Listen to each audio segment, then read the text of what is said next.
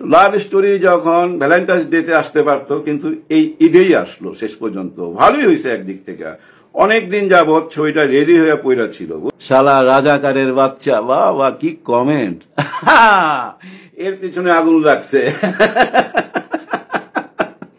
যাই হোক, হ্যাঁ হ্যাঁ হ্যাঁ, দেখি কার কার আগুন লাগছে। অনেকদিন পর, হ্যাঁ অনেকদিন পর এই অন্তরাত্মা টিজার দেখলাম, ট্রেলার দেখলাম, একই দিনে গানও দেখলাম। ঈদ আসলেই শুনি এই ছবিটা আসবে। গত 4 বছর যাবত শুনতেছিলাম এই ছবিটা রিলিজ হবে, কিন্তু এবার সত্যি সত্যি রিলিজ হচ্ছে। কেমন ছবি? ওইখানে দেখলাম যে লেখা আছে টিজারে বা ট্রেলারে, দেখলাম লাভ স্টোরি।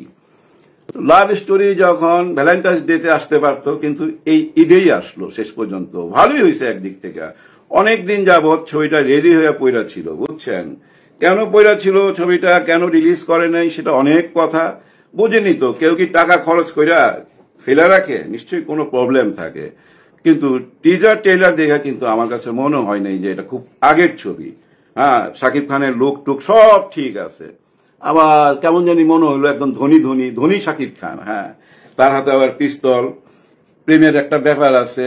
ওইখানে নায়িকা আছে দর্শনা, এক হল মালিকের সাথে কথা হচ্ছিল সেই ছবিটা নিবে। আমি আবার তাকে জিজ্ঞাসা করলাম, দর্শনার কেমন মার্কেট আমাদের দেশে? তো ভাই শাকিব খান আছে, আবার দর্শনা না কে নায়িকা দেখার দরকার আছে? কথাটা ঠিকই বলছে। শাকিব খান থাকলে তো আর কিছু লাগে না, কিন্তু শাকিব খানকে কিন্তু 4 বছর আগে যে লুক, বর্তমানের লুক আপনি মিলিয়ে দেখেন, খুব কাছাকাছি, দূরের মনে হয় না। যাই হোক, শাকিব খানের 2টা ছবি চলে আসলো, সঙ্গে বরবাদ চলে আসলো।